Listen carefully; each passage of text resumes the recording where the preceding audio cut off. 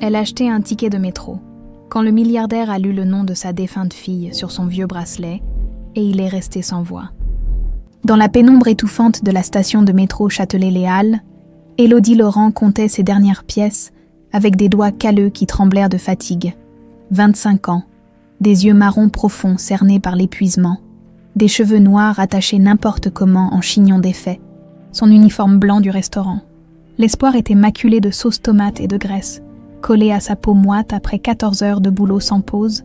Ses pieds la tuaient dans ses chaussures pourries qu'elle aurait dû remplacer depuis des mois. Mais bon, avec quoi? Le loyer ne se payait pas tout seul. Elle glissa les pièces dans la machine à tickets, une par une. Cling, cling, cling. Le bruit métallique résonnait comme une petite mélodie pathétique de sa vie, à son poignet gauche. Un bracelet en argent terni se balançait mollement. Le seul truc qui lui appartenait vraiment. La seule chose qui avait de la valeur, même si cette valeur était purement sentimentale. Enfin, elle croyait, ce vendredi 15 mars 2025, elle voulait juste rentrer chez elle, son studio minuscule dans le 20e, sa douche tiède, son lit qui grinçait. C'était pas grand-chose, mais c'était à elle. 7 ans qu'elle bossait au L'Espoir. 7 putains d'années à sourire aux clients, à porter des assiettes, à encaisser les remarques déplacées, les pourboires de merde. Mais elle tenait bon. Élodie Laurent ne baissait jamais les bras. Jamais.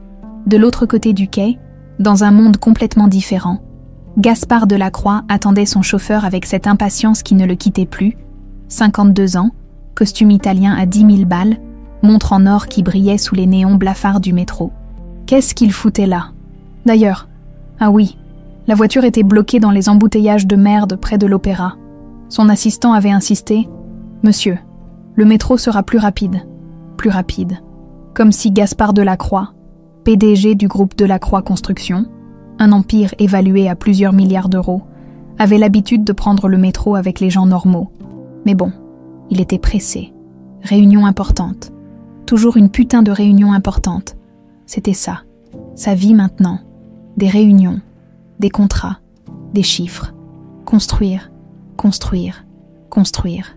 Des tours. Des immeubles. Des centres commerciaux. Bâtir un empire sur les ruines de son bonheur. Parce que c'était ça, hein. Tout ce succès, toute cette thune, c'était juste pour oublier, pour ne pas penser à Claire, pour ne pas penser à Isabelle. 25 ans. Pile poil 25 ans aujourd'hui. Il serra les dents. Non, pas maintenant, pas ici. La foule se pressait autour de lui, des corps, des odeurs, des bruits, tout ce qu'il détestait. Il était habitué aux salles feutrées, aux bureaux climatisés, au silence respectueux de ses employés. Là, c'était le chaos. Des gens partout, qui se bousculaient, qui gueulaient dans leurs portables, qui couraient pour attraper leur rame. Et puis ça s'est passé, un type bourré a poussé quelqu'un qui a poussé quelqu'un d'autre, et dans cette réaction en chaîne typique des heures de pointe parisiennes, Élodie a perdu l'équilibre.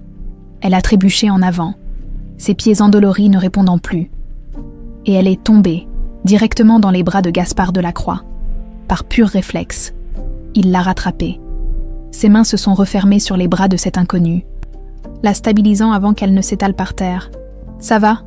a-t-il demandé machinalement, sans vraiment la regarder. « Oui, pardon, je... » Elle s'est redressée, gênée, écartant une mèche de cheveux de son visage. « Désolée, vraiment, je... » Et puis leurs regards se sont croisés. Une demi-seconde, peut-être moins. Mais ce n'était pas ça qui a changé le cours de leur vie. C'était le bracelet. Quand Gaspard a lâché son bras, son regard est descendu. Juste une fraction de seconde. Et il a vu le bracelet en argent à son poignet gauche. Un bracelet simple, ancien, un peu abîmé par le temps, le genre de truc qu'on ne remarque même pas normalement.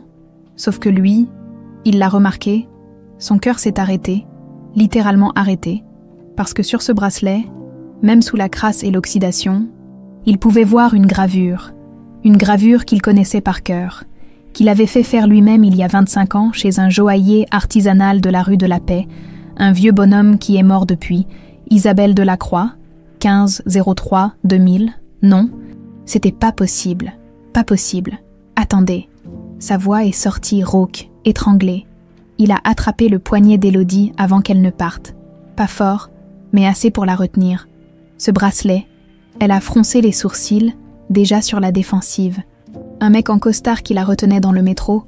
Mauvais plan. Quoi ce bracelet? Où vous l'avez eu? Il fixait l'inscription comme si c'était une apparition divine. Ses mains tremblaient.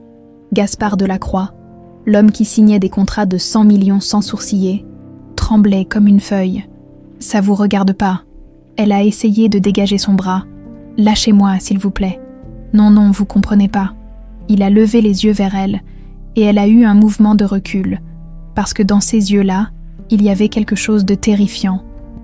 Pas de la violence, de la douleur, une douleur si immense, si ancienne, qu'elle en était presque palpable. Ce bracelet, il appartenait à ma fille. Élodie a cessé de se débattre. Votre fille. Ma fille qui est morte il y a 25 ans. Sa voix s'est brisée sur le mot « morte ». Aujourd'hui, il y a exactement 25 ans aujourd'hui. Autour d'eux, la foule continuait son ballet indifférent.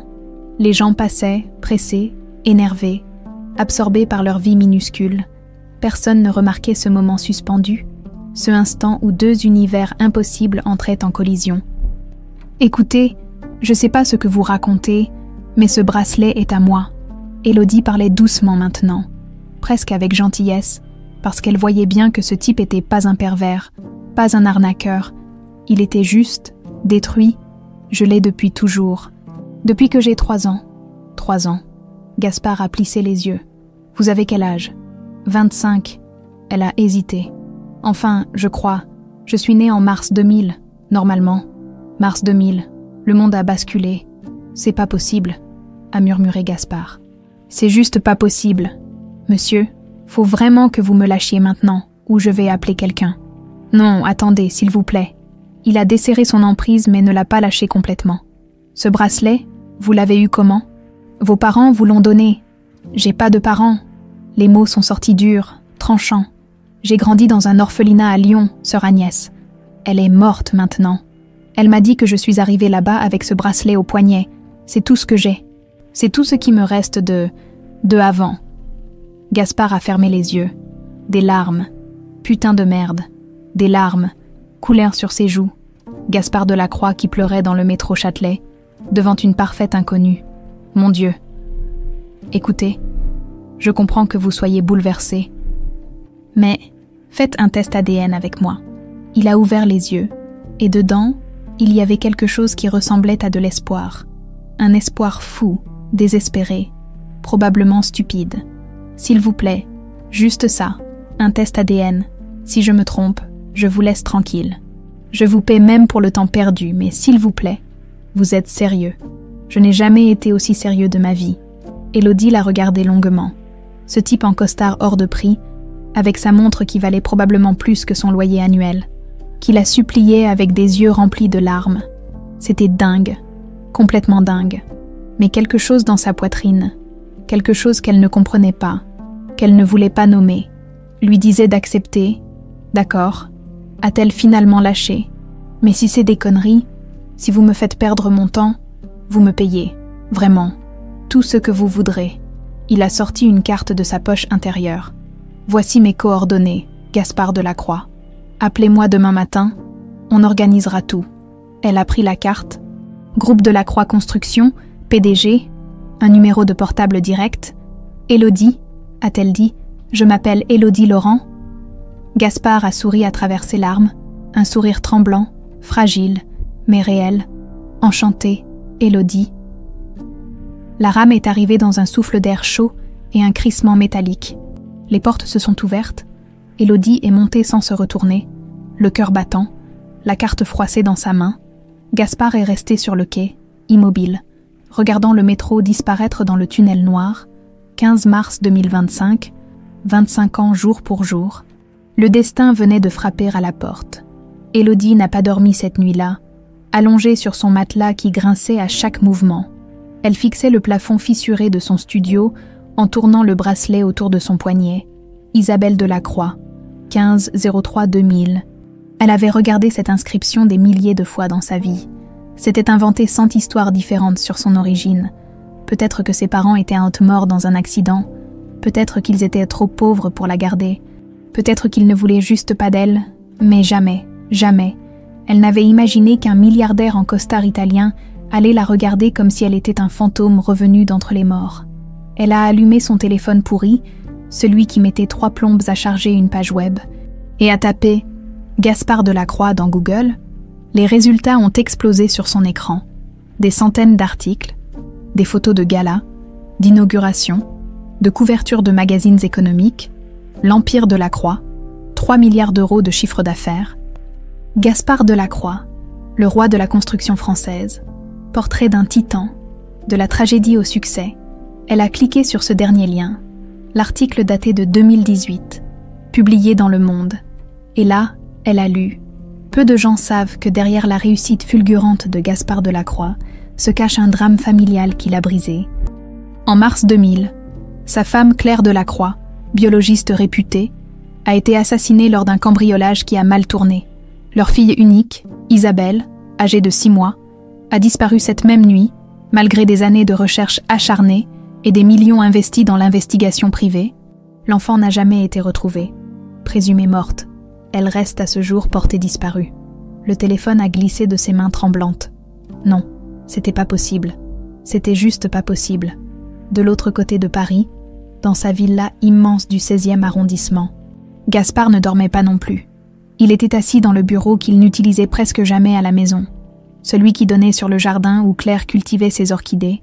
Les orchidées étaient mortes depuis longtemps. Personne pour s'en occuper. Comme tout le reste dans cette maison fantôme, il tenait une photo entre ses doigts. Claire, magnifique dans sa robe d'été blanche, tenant Isabelle. Un bébé minuscule avec des yeux immenses et curieux. Cette photo avait été prise 2 semaines avant le drame. 2 semaines avant que sa vie ne bascule dans un cauchemar éternel. Il se souvenait de tout. Chaque détail de cette nuit maudite. Il était à Bruxelles pour un contrat. Un putain de contrat qui lui paraissait tellement important à l'époque. Claire était seule à la maison avec Isabelle et la nounou. Enfin, seule. Pas vraiment. Madeleine Girard, l'ancienne gouvernante qui l'avait virée 6 mois plus tôt pour vol, était revenue. Avec son amant, Henri Vallier, un connard lié au grand banditisme. L'enquête avait reconstitué les faits. Il voulait voler les bijoux de Claire. Peut-être demander une rançon pour Isabelle. Mais Claire s'était réveillée. Claire, sa Claire courageuse et têtue, avait essayé de protéger leur fille. Henri avait paniqué. Un coup de feu. Claire s'était écroulée. Isabelle dans les bras, quand Gaspard était rentré le lendemain matin. Alerté par la nounou qui avait réussi à s'échapper, il avait trouvé sa femme dans une mare de sang. Isabelle avait disparu, volatilisée. Les flics avaient cherché partout. Les détectives privés aussi. Gaspard avait dépensé des fortunes, remué ciel et terre. Rien comme si sa fille s'était évaporée dans l'air. Après 2 ans de recherches infructueuses, tout le monde lui avait dit la même chose. « Monsieur Delacroix, il faut accepter. Votre fille est morte. Ils l'ont probablement tuée et se sont débarrassés du corps. » Il n'avait jamais accepté.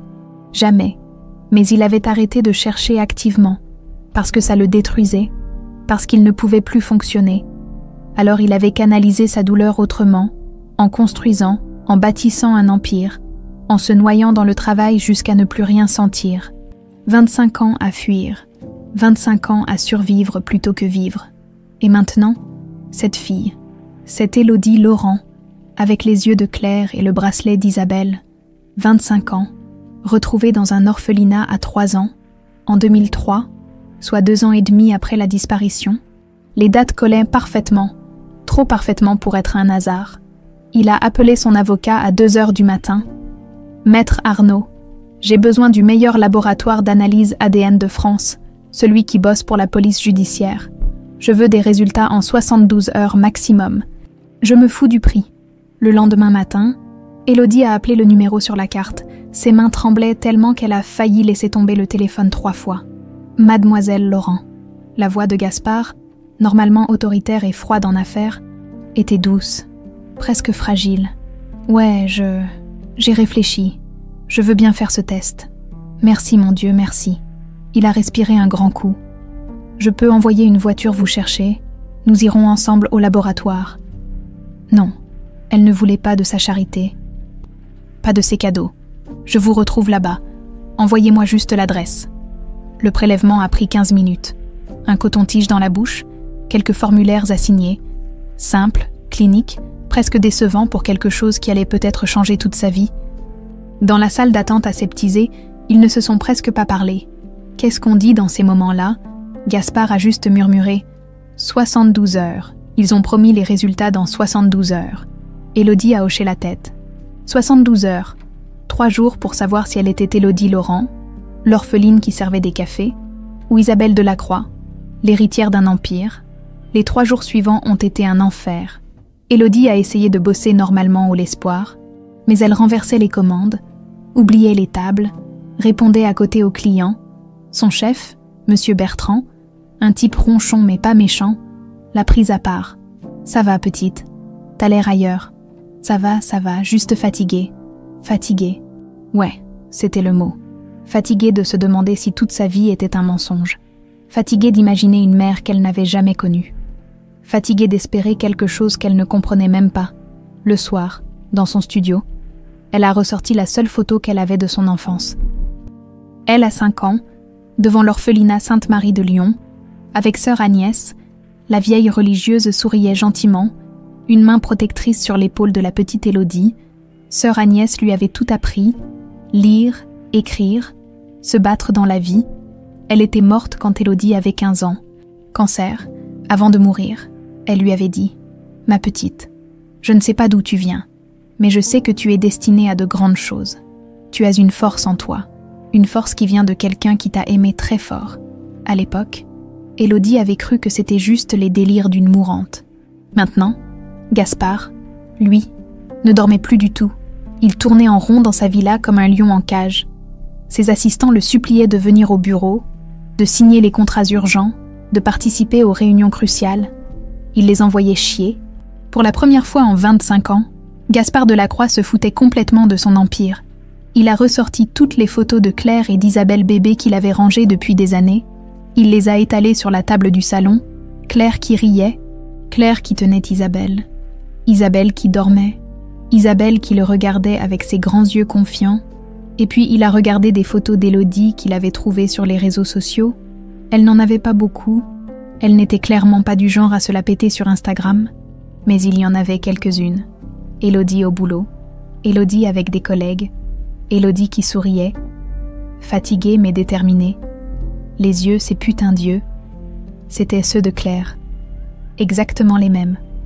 Le 3e jour, un lundi matin gris et pluvieux. Le laboratoire a appelé. « Monsieur Delacroix, les résultats sont prêts. Vous pouvez passer les récupérer. » Gaspard a foncé dans sa voiture. Il a appelé Élodie. « Ils sont prêts. J'arrive. » Ils se sont retrouvés devant le laboratoire, trempés par la pluie.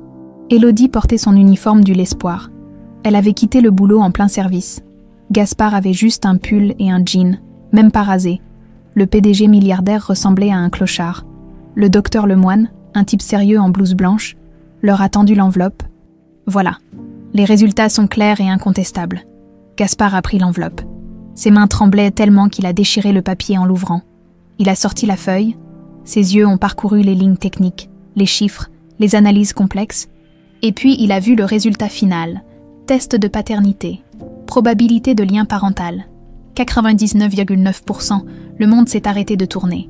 Mon Dieu. Sa voix n'était qu'un souffle. Mon Dieu, c'est elle. C'est vraiment elle. Élodie a arraché la feuille de ses mains. Incrédule, elle a lu, relu, encore. Les mots dansaient devant ses yeux. 99,9%. Elle était Isabelle Delacroix. Sa vie entière, tout ce qu'elle croyait savoir sur elle-même, venait d'exploser en 1000 morceaux. Élodie a lâché la feuille, comme si elle brûlait. Non, non, non, non, c'est pas possible. Elle a reculé, le dos contre le mur du laboratoire, la respiration saccadée. Le docteur Lemoine a fait un pas vers elle, inquiet. « Mademoiselle, vous voulez vous asseoir, un verre d'eau ?»« Je veux rien du tout, » elle a crié. Et sa voix a résonné dans le couloir aseptisé. « Je veux juste que ce soit pas vrai. » Gaspard s'est approché doucement, les mains tendues comme pour apprivoiser un animal blessé. Des larmes coulaient librement sur son visage. « Isabelle, je m'appelle pas Isabelle, je m'appelle Élodie. Élodie Laurent. » Elle tremblait de tout son corps maintenant. « J'ai vécu 25 ans en étant Élodie. Je peux pas devenir quelqu'un d'autre comme ça. Tu n'as pas à devenir quelqu'un d'autre. La voix de Gaspard était douce, brisée. Tu es toujours Élodie, mais tu es aussi ma fille que j'ai cherchée pendant des années, ma fille que j'ai pleurée chaque jour depuis 25 ans. Votre fille est morte. Tout le monde le dit, les articles, Ma fille est debout devant moi. Il a tendu la main, n'osant pas la toucher. Vivante, miraculeusement vivante. Élodie a glissé le long du mur jusqu'à s'asseoir par terre, la tête entre les genoux. Elle hyperventilait, tout tournait. Son nom n'était pas son nom. Sa vie n'était pas sa vie. Elle était une héritière, une disparue, une morte vivante. Gaspard s'est agenouillé près d'elle, gardant une distance respectueuse. « S'il te plaît, laisse-moi t'aider. Laisse-moi juste être là. » Elle a levé la tête, les yeux rouges. « Pourquoi vous m'avez pas trouvé ? 25 ans. Pourquoi ?» La question l'a poignardée en plein cœur. J'ai essayé, mon Dieu, j'ai tout essayé. Les flics, les détectives privés, les médiums même. J'ai cherché partout, mais pas à Lyon, jamais à Lyon. Qui aurait pensé que j'étais juste à quelques heures de train. Elle a ri. Un rire amer et cassé. Putain de merde. Ils sont restés là un moment, assis par terre dans ce couloir de laboratoire. Deux étrangers liés par le sang et la tragédie. 3 jours plus tard, Élodie a accepté de le revoir. Pas chez lui. Elle avait refusé catégoriquement. Dans un café neutre, près de la Bastille, un endroit où elle se sentait en sécurité, Gaspard est arrivé avec 15 minutes d'avance. Nerveux comme un gosse au premier rendez-vous, il avait apporté des documents, l'acte de naissance original d'Isabelle, des photos, le dossier de l'enquête policière, des preuves, comme si le test ADN ne suffisait pas. Quand Élodie est entrée, en jean troué et sweat à capuche, il s'est levé d'un bond. « Merci d'être venu. J'ai failli pas venir. » Elle s'est assise en face de lui. « Raide, j'ai failli tout effacer, votre numéro, les résultats, tout. Pourquoi tu l'as pas fait ? Parce que... » Elle a haussé les épaules. « Parce que je sais pas. Peut-être que j'ai besoin de comprendre. Peut-être que je mérite de savoir d'où je viens. Même si ça fait mal. » Gaspard a poussé une enveloppe vers elle. « Regarde, c'est toi, enfin. C'était toi. » Élodie a ouvert l'enveloppe avec des gestes hésitants. Des photos de bébés en sont tombées. Une petite fille aux grands yeux marrons, qui souriait dans les bras d'une femme magnifique aux cheveux châtains. « C'est ma mère, Claire. Elle s'appelait Claire Moreau avant notre mariage. Biologiste, passionnée par les orchidées. Sa voix s'est étranglée. Elle est morte en te protégeant. » Élodie a fixé la photo longtemps, essayant de trouver quelque chose. Un souvenir. Une sensation, n'importe quoi. Mais il n'y avait rien, juste le vide. Je me souviens de rien. Avant mes 3 ans, c'est le néant total. C'est normal, le traumatisme, l'âge, il s'est penché en avant. Mais on peut reconstruire, ensemble. Je peux te raconter qui elle était, qui tu étais. Et vous ? Elle l'a regardé droit dans les yeux. Vous êtes qui, vous ? Le milliardaire qui construit des tours ? Le type qui fait la une des magazines ? Je suis ton père. Simple, direct. Tout le reste, c'est juste du bruit. Une façon de tenir debout après avoir tout perdu. Le serveur est venu prendre leur commande. Élodie a demandé un café noir. Gaspard aussi. Le silence s'est installé, pesant. « J'ai un studio dans le 20e, » a finalement dit Élodie. 23 mètres carrés. Je partage les toilettes avec 3 autres appartes. J'ai un matelas par terre et un frigo qui marche à moitié. C'est ma vie. Je peux. Non. Elle a coupé net. Vous allez me dire que vous pouvez m'offrir une villa, des voitures, un compte en banque. Je sais, j'ai googlé votre fortune, mais je veux pas de votre fric. Gaspard a encaissé le coup. D'accord. Qu'est-ce que tu veux alors ? Je sais pas. Elle a passé une main dans ses cheveux emmêlés. La vérité, peut-être. Toute la vérité. Comment c'est arrivé ? Qui m'a pris ? Pourquoi on m'a abandonné à Lyon ? La police a rouvert le dossier hier. Capitaine Sophie Morel. Elle dirige l'investigation. Il a sorti une carte. Elle veut te parler, officiellement te déclarer vivante, lancer de nouvelles recherches sur les coupables. Élodie a pris la carte. Capitaine Sophie Morel, brigade criminelle. Ils sont toujours en liberté. Ceux qui ont tué Ma, qui ont tué Claire. Un est mort, Henri Vallier, abattu par les flics en 2007 lors d'un autre braquage. Mais la femme, Madeleine Girard, elle a disparu, volatilisée. Sa mâchoire s'est crispée. Jusqu'à maintenant. Maintenant qu'on sait que tu étais vivante quelque part, les flics vont creuser différemment. Le café est arrivé. Élodie a bu une gorgée, brûlante et amère. Vous voulez que je vienne vivre chez vous? Ce n'était pas une question. Oui, pas de mensonge. Mais je comprendrai si tu refuses. Je veux juste te connaître, rattraper le temps perdu, t'aider si tu veux bien.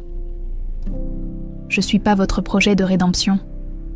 Les mots ont claqué comme un fouet. Je suis pas là pour remplir le vide dans votre vie de milliardaire solitaire. Il a tressailli mais n'a pas détourné le regard. Non, tu as raison. T'es pas un projet, t'es ma fille.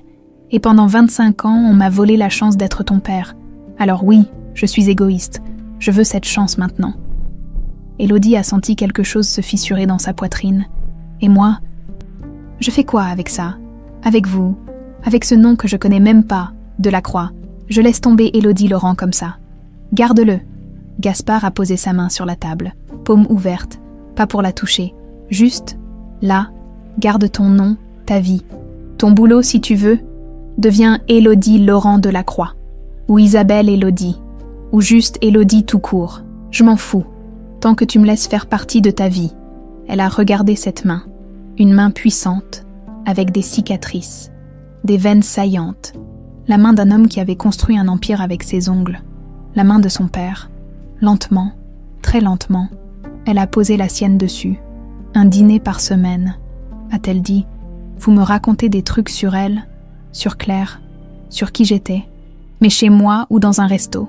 Pas chez vous, pas encore. Les doigts de Gaspard se sont refermés doucement sur les siens. Marché conclu.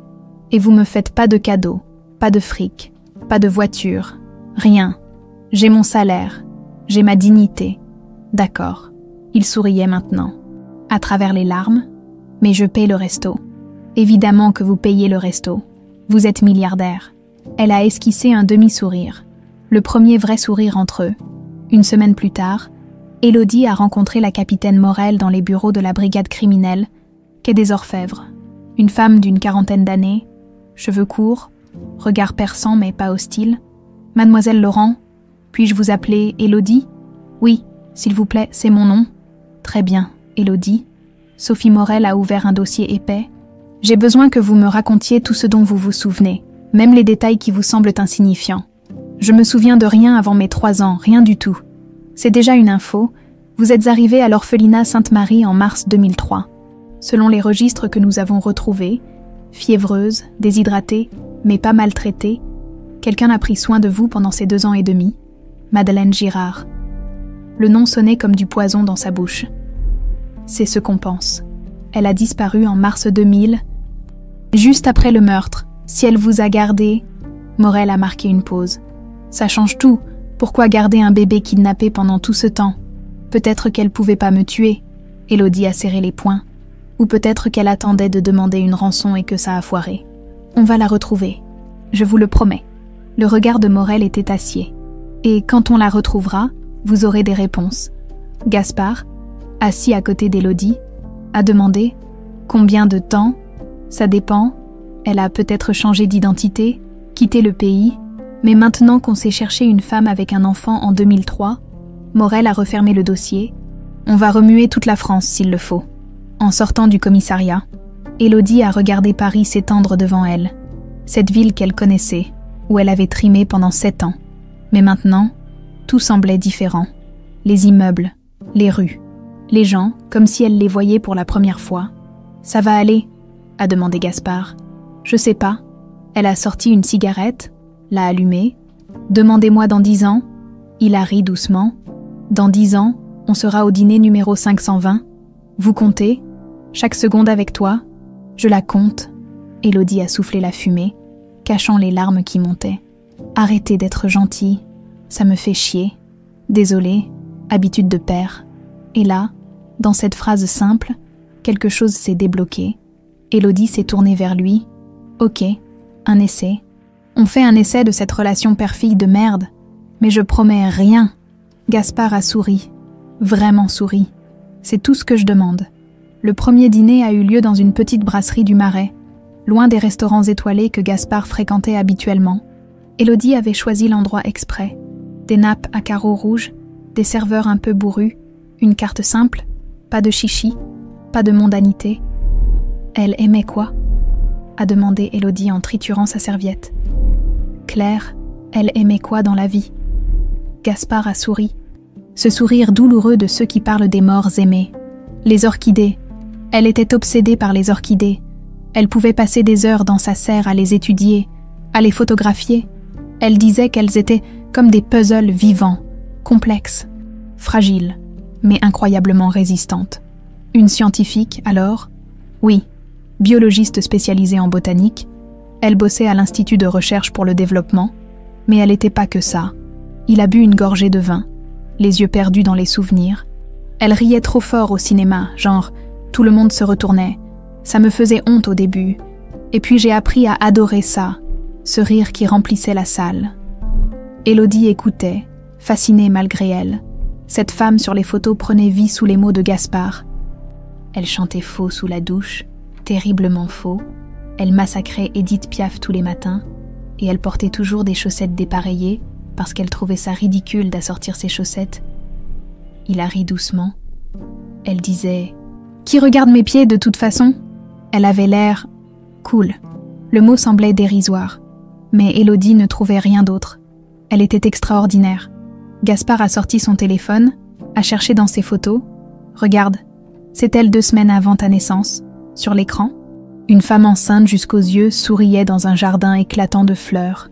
Belle, rayonnante, vivante. Élodie a senti quelque chose se serrer dans sa gorge. Elle te parlait déjà, dans son ventre. Elle te racontait ses journées, ses expériences au labo. Elle était persuadée que tu l'entendais. Il a rangé le téléphone. Et quand tu es né, mon Dieu, elle t'adorait. Elle passait des heures à te regarder dormir. Elle disait que t'étais son plus beau projet de recherche. Comment elle est morte ? La question est sortie brutale. Sans prévenir, Gaspard s'est figé. Tu veux vraiment savoir ? Je crois que j'ai le droit de savoir. Il a pris une grande inspiration. Elle s'est réveillée en pleine nuit. Elle a entendu des bruits en bas. Elle a compris que c'était pas normal. Au lieu de se cacher, au lieu d'appeler les flics, elle est allée dans ta chambre. Elle t'a prise dans ses bras, la nounou, Marguerite, dormait dans une autre aile de la maison. Il a marqué une pause, les poings serrés sur la table. Madeleine et Henri étaient en bas, en train de fouiller le salon. Claire est descendue avec toi. Elle voulait juste sortir, aller chez les voisins. Mais ils l'ont entendu. Henri a paniqué. Il avait un flingue. Claire a dit « Sa voix s'est cassée ». Les voisins ont entendu à travers les murs. Elle a dit « Prenez tout ce que vous voulez, mais laissez ma fille tranquille ». Élodie sentait les larmes monter malgré elle. Henri lui a dit de donner le bébé. Claire a refusé. Elle s'est retournée pour te protéger. Et il a tiré. Gaspard pleurait maintenant, ouvertement. Dans le dos. Lâchement. Elle est tombée. Mais elle te serrait encore. Les flics ont retrouvé tes empreintes de main sur sa robe. Dans son sang. Le restaurant autour d'eux continuait sa vie bruyante. Mais à leur table, c'était le silence absolu. Marguerite s'est réveillée avec le coup de feu. Elle a couru. Elle a hurlé. Madeleine et Henri ont pris panique. Henri a attrapé le bébé, toi, et ils se sont barrés. Marguerite a essayé de sauver Claire, mais il a secoué la tête. Elle était déjà partie. Elle a saigné en 3 minutes. Putain! Élodie s'est essuyé les yeux rageusement. Putain de merde! Elle t'aimait tellement qu'elle est morte pour toi. Sans hésitation. Sans regret. Gaspard a pris la main d'Élodie sur la table. Et moi, je lui ai promis, devant son cercueil, que je te retrouverai, que je te ramènerai à la maison. Ça m'a pris 25 ans, mais je l'ai fait. Élodie a serré sa main. Fort, elle aurait été fière de vous. Non, elle aurait été fière de toi, de la femme que tu es devenue, malgré tout. 2 semaines plus tard, Élodie a finalement accepté de visiter la villa du 16e arrondissement. Gaspard est venu la chercher lui-même. Au volant d'une simple berline noire, pas une de ces voitures de luxe ostentatoires. « Prête ?» a-t-il demandé devant le portail imposant. « Non, mais on y va quand même. » La maison était immense, trop immense pour une seule personne. Des pièces qui sentèrent le renfermer, des meubles recouverts de housse blanche, des tableaux au mur qu'on ne regardait plus, Gaspard a guidé Élodie à travers les couloirs silencieux. Je vis surtout dans le bureau et la chambre principale. Le reste, Il a haussé les épaules. Je peux pas. Trop de souvenirs. Ils sont passés devant le salon où Claire était morte. Élodie a senti un frisson glacé la parcourir. Gaspard n'a rien dit, mais elle a vu sa mâchoire se crisper. Et puis, il a ouvert une porte au premier étage. Voilà, ta chambre. Élodie est entrée et son cœur s'est arrêté. La chambre était figée dans le temps. Un lit à barreaux blancs, des peluches alignées sur une étagère, une commode avec une table allongée, des mobiles suspendus au plafond, des orchidées en papier, faites main, au mur, des photos, Claire enceinte, Claire avec un bébé, Gaspard tenant un minuscule paquet rose. Vous avez rien touché. Sa voix n'était qu'un murmure. Je pouvais pas. Gaspard était resté sur le seuil, comme s'il n'osait pas entrer. Au début, je me disais que tu reviendrais, que t'aurais besoin de tes affaires. Et puis les années ont passé, et cette chambre est devenue un sanctuaire, un endroit où t'existais encore. Élodie s'est approchée du lit, sur l'oreiller, un doudou lapin tout usé. Elle l'a pris, l'a porté à son visage. Il sentait la poussière et quelque chose d'autre. Quelque chose d'ancien, de presque disparu. Du parfum peut-être, celui de Claire. Je dormais avec ça. Toutes les nuits, Claire l'avait cousu elle-même pendant sa grossesse. Elle disait que c'était moche comme tout, mais tu l'adorais. Il est entré enfin, a pris une photo encadrée sur la commode. Regarde, toi à 4 mois, tu l'écrasais contre ton visage pour dormir. Sur la photo, un bébé joufflu serrait le lapin contre sa joue, les yeux fermés, paisible. Élodie a senti quelque chose remuer au fond d'elle, pas un souvenir. Elle était trop petite, mais peut-être une trace, une empreinte dans son ADN. Je peux le garder. Le lapin. Tout ici est à toi. Gaspard a balayé la pièce du regard. Mais si tu veux, on peut aussi tout refaire.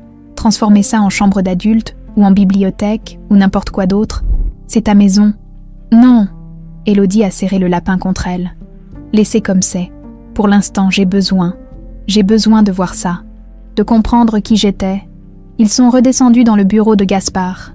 Une pièce masculine, tout en bois sombre et cuir, des diplômes au mur, des photos de chantier, de tours construites, l'empire de la Croix résumé en quelques mètres carrés. La capitaine Morel a appelé hier, a dit Gaspard en servant 2 verres de whisky. Ils ont retrouvé une piste, une femme correspondant au signalement de Madeleine a été vue à Nice en 2003, quelques mois après que tu sois apparu à Lyon. Nice, Élodie a bu une gorgée, ça brûlait, loin de Paris. Elle se cachait, mais elle a fait des erreurs. Elle a utilisé sa vraie carte d'identité pour louer un appartement. Les flics remontent la piste. Il a fixé son verre. On va la retrouver. Et après, Élodie l'a regardé. Quand vous l'aurez retrouvée, vous allez faire quoi? La justice va faire son travail. C'est pas ce que je vous demande. Elle s'est penchée en avant. Je vous demande ce que vous voulez faire. La vengeance, le pardon. Quoi? Gaspard a fermé les yeux. Je veux qu'elle souffre. Je veux qu'elle paye pour chaque jour que Claire n'a pas pu vivre. Pour chaque anniversaire que j'ai manqué avec toi. Pour 25 ans de douleur. Il a rouvert les yeux. Mais je veux aussi des réponses. Pourquoi elle t'a gardé? Pourquoi elle t'a abandonné? Qu'est-ce qui s'est passé pendant ces 2 ans et demi? Peut-être qu'elle pouvait pas me tuer. Élodie a touché le bracelet à son poignet. Peut-être qu'elle a eu un truc qui ressemble à une conscience. Ou peut-être qu'elle attendait de pouvoir te vendre au plus offrant. La voix de Gaspard était dure maintenant. Les kidnappeurs, c'est rarement des philanthropes. Je sais, elle a fini son verre. Mais j'ai besoin de l'entendre de sa bouche. J'ai besoin de savoir ce qui m'est arrivé pendant ce temps-là. Tu auras tes réponses, je te le promets. Élodie s'est levée. Le lapin toujours serré contre elle. Je vais rentrer maintenant. Je te ramène. Non, je vais prendre le métro. Elle a souri faiblement. J'ai besoin de marcher, de réfléchir. D'accord, mais... Élodie... Ouais. Merci d'être venue. Merci de me laisser entrer dans ta vie. Petit à petit, elle a hoché la tête, incapable de parler, et elle est partie, dans le métro bondé qui la ramenait vers son 20e arrondissement. Élodie a regardé les gens autour d'elle, des vies ordinaires, des problèmes ordinaires. Personne ne savait que la fille en sweat à capuche qui serrait un vieux lapin était l'héritière de milliards. Que sa mère était morte en héroïne, que son père avait construit un empire sur les cendres de son chagrin. Personne ne savait qu'Élodie Laurent était en train de disparaître, remplacée lentement par Isabelle Delacroix, et elle ne savait pas si elle devait s'en réjouir ou en pleurer. L'appel est arrivé un mardi matin, alors qu'Élodie servait des cafés à la terrasse du L'Espoir. Son téléphone a vibré dans sa poche, Capitaine Morel. Elle a failli ne pas décrocher, un plateau chargé dans les mains, 3 tables qui attendaient, mais quelque chose lui a dit que c'était important. « Allô, Élodie, c'est Sophie Morel, on l'a retrouvée. Le plateau a failli tomber. Quoi? Madeleine Girard, elle vit à Nice sous son vrai nom depuis 20 ans, appartement modeste, vie tranquille, elle savait qu'on finirait par venir. » La voix de Morel était tendue. « On l'interpelle ce matin. Votre père est déjà en route pour Nice. Je pensais que vous voudriez savoir. » Élodie a regardé autour d'elle. Les clients qui bavardaient, le soleil qui brillait sur les tables en terrasse, la vie normale qui continuait. « Oui, merci. » Élodie. La voix de Morel s'est adoucie. « Préparez-vous, ce qu'elle va raconter. Ça risque d'être dur à entendre. Rien ne peut être pire que de ne pas savoir. » Elle a raccroché, posé le plateau n'importe comment, et elle est allée trouver Monsieur Bertrand dans la cuisine. « Je dois partir maintenant. C'est urgent. » Le vieux chef a levé les yeux de ses fourneaux. « Ça fait 3 semaines que t'es bizarre, petite. Qu'est-ce qui se passe ?» Ma vie entière qui explose. Elle a retiré son tablier. « Je reviens demain. » Peut-être, je sais pas. Et elle est partie en courant, laissant Bertrand bouche bée avec sa spatule. Le TGV pour Nice partait dans 1 heure. Élodie a acheté un billet au dernier moment, s'est effondrée sur un siège près de la fenêtre. Son téléphone a sonné. « Gaspard, tu es où ?»« Dans le train pour Nice. Morel m'a appelé. » Un silence. « Tu vas vite. » « Vous croyez quoi? Que j'allais rester à Paris à servir des cafés pendant qu'on arrête la femme qui a tué ma mère ?» Sa voix tremblait de rage contenue. « Je voulais t'épargner ça. Arrêtez de vouloir me protéger. J'ai le droit de regarder cette femme en face. J'ai le droit d'entendre ce qu'elle a à dire. Je sais. » Il a soupiré. « Je t'attends à la gare. On ira ensemble au commissariat. » Le train a filé à travers la campagne française. Élodie ne voyait rien du paysage. Elle revoyait les photos de Claire, le sang sur la robe, le trou béant dans une vie qui aurait dû être la sienne, 5 heures de trajet pour affronter le passé. Gaspard l'attendait sur le quai de la gare de Nice, en jean et chemise froissée. Ils n'avaient pas dormi, ça se voyait. Ils ne se sont pas embrassés, ne se sont pas touchés. Juste un regard qui disait tout. Elle a avoué, a demandé Élodie, tout dès qu'ils ont frappé à sa porte. Il marchait vite vers le parking. Morel dit qu'elle avait l'air soulagée. Soulagée, comme si elle attendait ce moment depuis 25 ans. Ils sont montés dans la voiture de location de Gaspard. Nice brillait sous le soleil de mai, insouciante et belle. La Méditerranée scintillait au loin. Élodie détestait cette beauté. Elle voulait de la pluie, du gris, quelque chose qui corresponde à ce qu'elle ressentait. Au commissariat, Morel les a accueillis dans un couloir anonyme. Elle veut vous voir, tous les deux, avant même de parler à son avocat. C'est légal, a demandé Gaspard. Elle y tient. Elle dit qu'elle doit s'expliquer, expier. Morel a regardé Élodie. Vous n'êtes pas obligée. Vous pouvez attendre que j'ai fini l'interrogatoire. Non. Élodie a serré les poings. Je veux la voir maintenant. La salle d'interrogatoire sentait le désinfectant et la sueur froide. Madeleine Girard était assise, menottée, tassée sur elle-même, 73 ans, cheveux blancs coupés courts, visage creusé par la culpabilité. Quand Élodie est entrée, la vieille femme a levé les yeux et s'est mise à pleurer. « Mon Dieu, c'est toi. C'est vraiment toi. » Élodie a senti Gaspard se raidir à côté d'elle. « Vous n'avez pas le droit de lui parler comme ça. Monsieur Delacroix, je sais que je n'ai aucun droit. » Madeleine tremblait. « Mais regardez-la. Elle a grandi. Elle est vivante. Belle, forte. Grâce à vous. » La voix d'Élodie a claqué comme un coup de fouet. « Vous croyez mériter des remerciements parce que vous m'avez pas tuée ? Non, jamais. » Madeleine a baissé la tête. « Je mérite la prison. Je mérite pire. Mais je voulais que vous sachiez.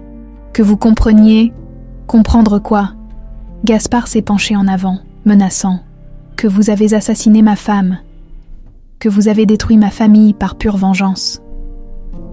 Je voulais pas qu'elle meure. Madeleine a crié, et sa voix s'est brisée. C'était pas prévu. On devait juste prendre des bijoux, de l'argent. Henri disait qu'on prendrait le bébé pour une rançon et qu'on le rendrait après. Mais Claire s'est réveillée. Elle est descendue. Et Henri, elle sanglotait maintenant. Il a paniqué. Il a tiré. Et tout est parti en vrille. Raconté, Morel avait son calepin ouvert. Tout, depuis le début, Madeleine a pris une grande inspiration chevrotante. Vous m'aviez viré 6 mois avant, monsieur Delacroix, pour avoir volé des bijoux de Madame Claire. J'étais furieuse, humiliée. Je vous détestais, Henri, mon compagnon, a dit qu'on pouvait se venger, se faire du fric en même temps. Alors vous avez planifié de nous cambrioler. La voix de Gaspard était glaciale. Oui, on savait que vous étiez à Bruxelles. On pensait que la nounou dormirait profondément. Mais Madame Claire, elle a fermé les yeux. Elle nous a surpris. Elle tenait Isabelle. Elle a supplié Henri de ne pas faire de mal au bébé. Et lui, ce con, il a eu peur qu'elle appelle la police. Il a tiré. Le silence était assourdissant. J'ai hurlé, je lui ai hurlé dessus. Madame Claire était par terre, le sang partout. Et le bébé, vous pleuriez dans ses bras. Henri vous a arraché et on a couru. On a fui dans notre voiture. Je pensais qu'il allait vous tuer, vous jeter quelque part. Mais elle a relevé la tête vers Élodie. Je pouvais pas. Je vous tenais dans mes bras et je voyais vos yeux, les yeux de votre mère, et je pouvais pas. Alors vous m'avez gardée. Élodie sentait son cœur battre à tout rompre. Pendant 2 ans et demi, on s'est cachés dans des planques pourries.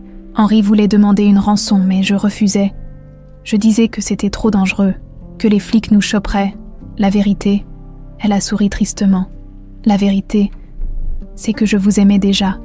Vous étiez devenue ma fille. Ma rédemption tordue. Vous êtes malade.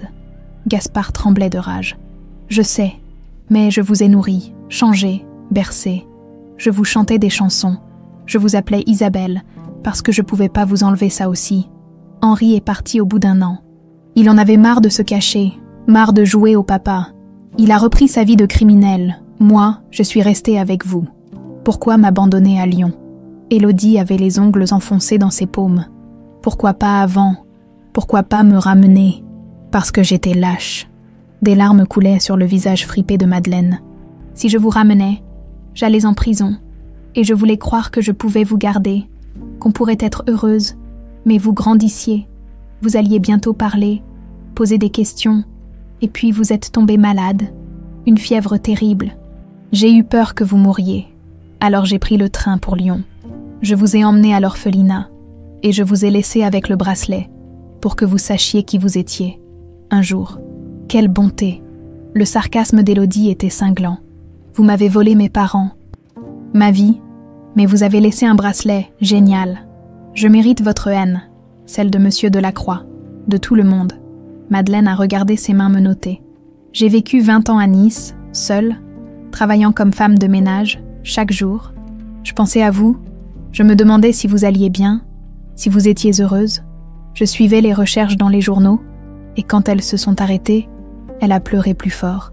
J'ai su que vous étiez présumée morte, et ça m'a détruite plus encore. Vous auriez pu parler. Gaspard a frappé la table du poing. Vous auriez pu nous dire où elle était pendant 25 ans. Vous auriez pu. Je sais, mais j'avais trop peur. Et plus le temps passait, plus c'était impossible. Elle a levé les yeux vers Élodie. Vous pouvez me croire ou pas, mais je suis contente qu'il m'ait trouvée. Contente que ce soit fini et surtout, sa voix s'est brisée complètement. Surtout, je suis contente de voir que vous êtes vivante, forte, entière, que vous avez retrouvé votre père. Élodie s'est levée brusquement. Vous voulez quoi? Mon pardon? Ma gratitude? Non! Madeleine a secoué la tête. Juste que vous sachiez que pendant ces 2 ans et demi, vous avez été aimée, mal, criminellement, par quelqu'un qui n'en avait pas le droit, mais aimé quand même. Vous avez tué ma mère. Élodie tremblait de tout son corps. Vous m'avez volé mon père. Vous m'avez condamnée à grandir dans la pauvreté, la solitude, sans savoir qui j'étais. Il n'y a pas de pardon pour ça. Jamais. Elle est sortie en claquant la porte. Gaspard a fixé Madeleine une dernière fois. Vous allez payer. pour chaque larme, pour chaque année, vous allez pourrir en prison en pensant à ce que vous avez détruit.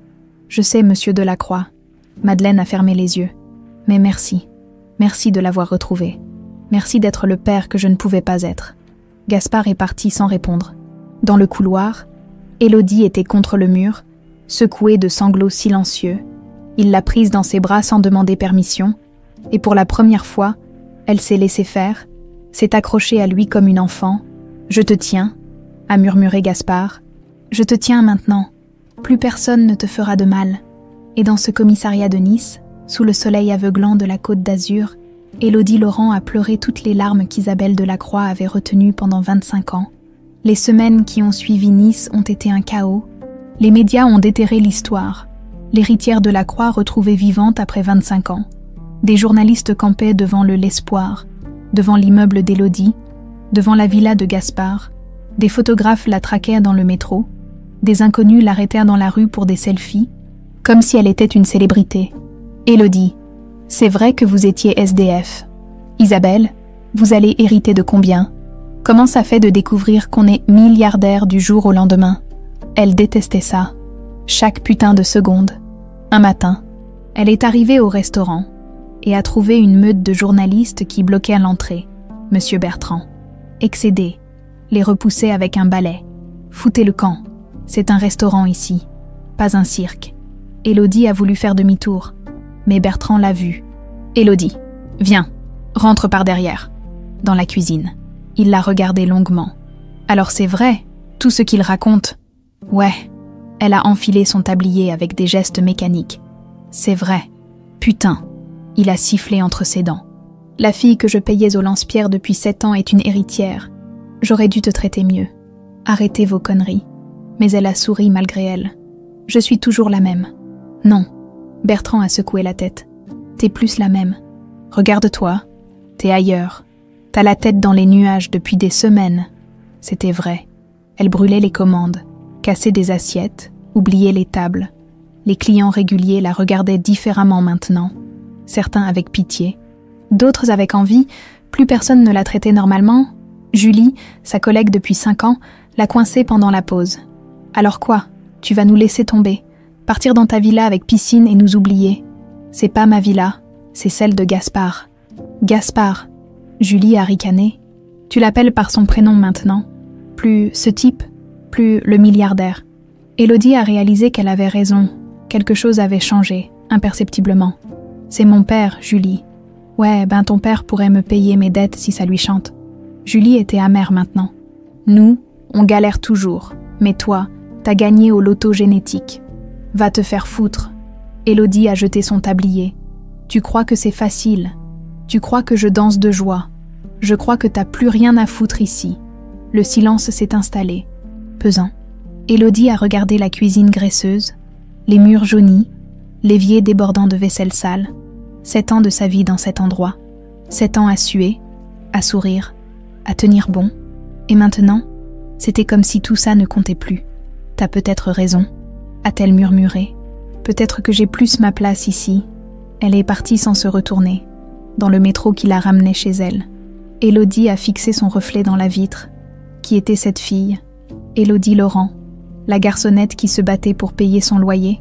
Ou Isabelle Delacroix, l'héritière qui avait une chambre de bébé préservée dans une villa du 16e? Son téléphone a sonné. Gaspard. Elle a décroché. Ça va?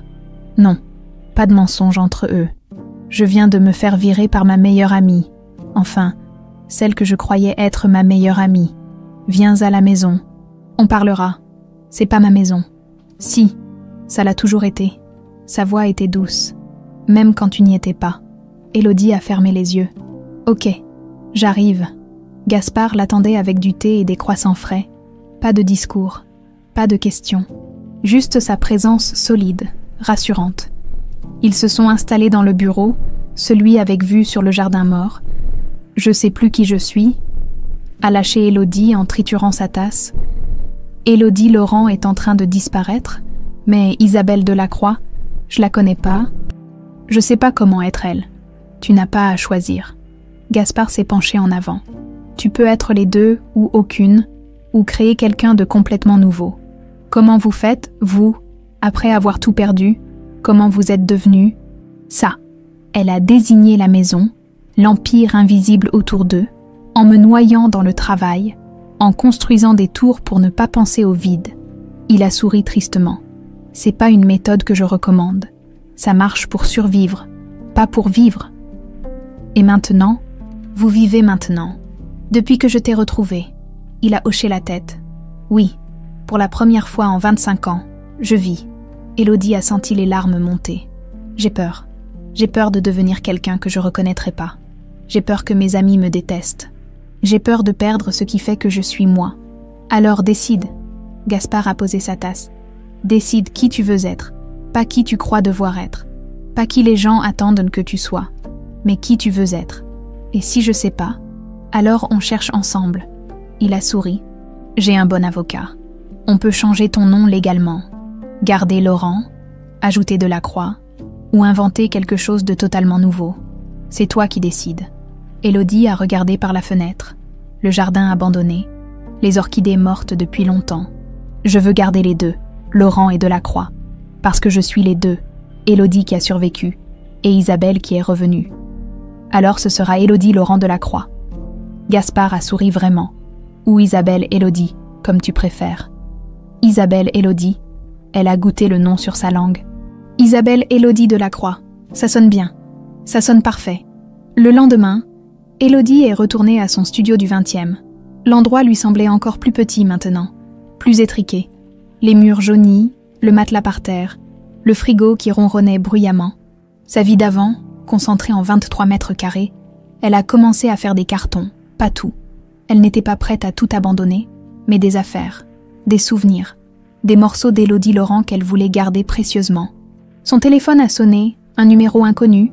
Elle a hésité, puis décroché. « Mademoiselle Laurent », une voix officielle. « Maître Arnaud, avocat de Monsieur Delacroix, nous devons discuter de questions légales, votre reconnaissance officielle, le changement de nom et votre héritage. » Mon héritage. Le mot sonnait faux. Vous êtes l'unique héritière de Gaspard Delacroix.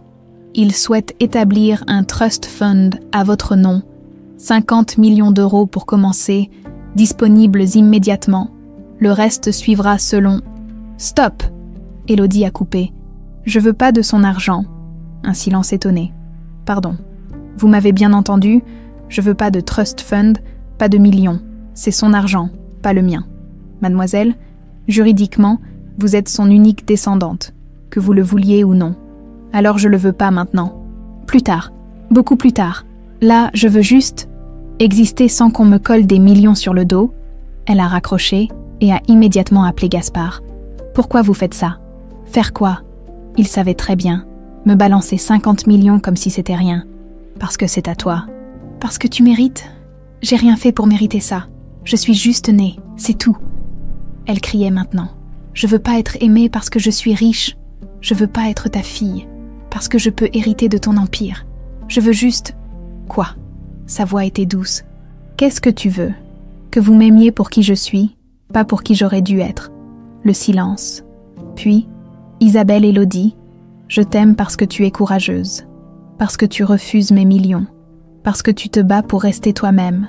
Parce que quand je te regarde, je vois clair. Son feu, sa force.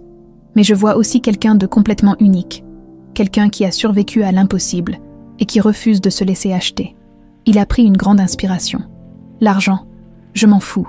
Ce que je veux, c'est toi, ma fille. Juste toi. Élodie a pleuré, assise par terre au milieu de ses cartons. Ok, mais pas 50 millions. Pas maintenant. D'accord, on oublie les millions. Il a ri doucement. Tu veux quoi alors? Un dîner, comme d'habitude. Vous, moi, et des histoires sur Claire. Marché conclu. 2 jours plus tard, lors d'un de leurs dîners rituels, Élodie a dit « Je vais déménager ». Gaspard a levé les yeux de son assiette. « Où? Chez vous? Enfin, dans la villa? Mais pas dans la chambre de bébé. » Elle a souri faiblement. « J'ai besoin d'une vraie chambre, de meubles que je choisis, d'un espace qui est à moi. On refait toute une aile si tu veux. » Il était excité comme un gosse. « Tu choisis tout. Couleur, meubles, tout. Non, juste une chambre. Simple, avec un bureau parce que... Elle a hésité. Parce que je vais reprendre des études. J'ai jamais eu mon bac. Je veux le passer. Et après, peut-être la fac. Gaspard a souri, les yeux brillants. Claire serait fière. Vous croyez? J'en suis certain. Elle adorait apprendre. Elle aurait adoré te voir étudier. Élodie a touché le bracelet à son poignet, celui qui avait tout déclenché. Je l'appelle comment? Maman, Claire. Je sais même pas. Appelle-la comme tu veux. Elle t'entendra quand même. Et pour la première fois depuis des semaines, Élodie a senti quelque chose se dénouer dans sa poitrine. Pas la paix, pas encore, mais peut-être le début de quelque chose qui y ressemblait. « Papa », a-t-elle dit doucement. Gaspard a figé, sa fourchette à mi-chemin de sa bouche. « Quoi? Je viens de vous appeler papa. C'était bizarre. » « Non. » Sa voix tremblait. « C'était parfait. » Et là, dans ce restaurant simple avec ses nappes à carreaux rouges, Élodie Laurent est devenue un peu plus Isabelle Élodie Delacroix. 3 mois après l'arrestation de Madeleine, la capitaine Morel a appelé. Le procès est fixé novembre. Madeleine Girard sera jugée pour meurtre, enlèvement et séquestration. Vous devrez témoigner toutes les deux. Élodie fixait le jardin de la villa où elle vivait maintenant. Gaspard avait tenu parole. Elle avait sa propre chambre. Simple, avec juste un lit, un bureau, des livres. Pas de luxe inutile, juste un espace à elle. Je sais, a répondu Élodie. Je suis prête, mais elle ne l'était pas vraiment. Les semaines avant le procès ont été une torture. Gaspard passait des heures avec les avocats. Préparant son témoignage, revivant encore et encore la nuit où Claire était morte, Élodie, elle, étudiait pour son bac tout en essayant de ne pas penser à ce qui l'attendait. Un soir, alors qu'il dînait dans la cuisine, Élodie refusait toujours la salle à manger trop grande. Trop froide, elle a demandé « Vous voulez qu'elle souffre ?» Gaspard a posé sa fourchette. « Oui, et non, c'est compliqué. Expliquez. Je veux qu'elle paye pour Claire, pour toi, pour ses 25 ans. Mais je veux aussi... » Il a soupiré. « Je veux aussi la remercier de t'avoir gardée en vie. Et ça me rend malade. Moi aussi. » Élodie a joué avec sa nourriture. Elle a tué maman, mais elle m'a nourrie, bercée. C'est tordu comme situation. Le pardon n'est pas une obligation. Gaspard l'a regardé intensément. Personne ne peut t'obliger à pardonner. Je sais, et je pardonne pas, mais... Elle a cherché les mots justes. Mais je veux comprendre. Vraiment comprendre pourquoi elle a fait ça. Pas les excuses qu'elle donne aux flics. La vraie raison. Tu veux lui parler, avant le procès? Élodie a hoché la tête. Oui, une dernière fois, face à face.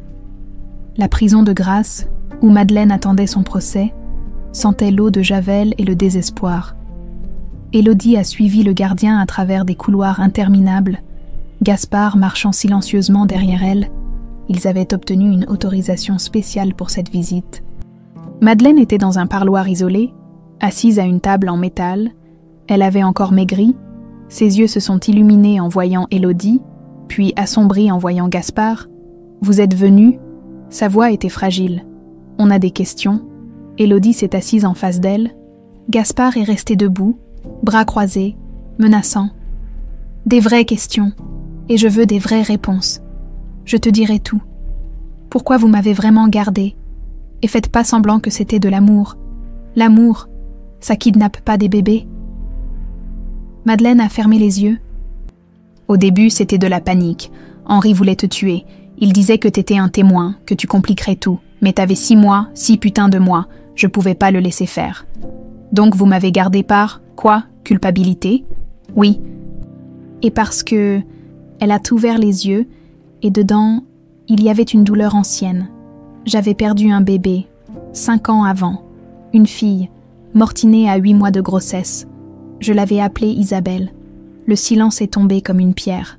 Putain, a murmuré Gaspard.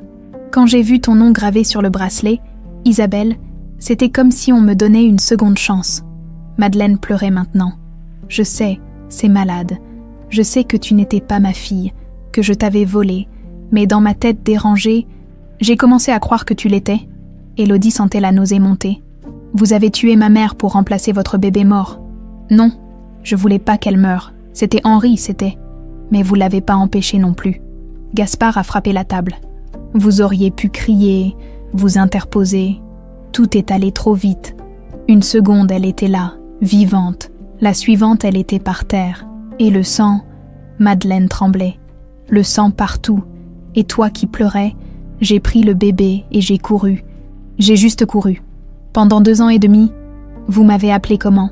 La voix d'Élodie était dure. Isabelle, toujours Isabelle. Je pouvais pas t'enlever ton nom.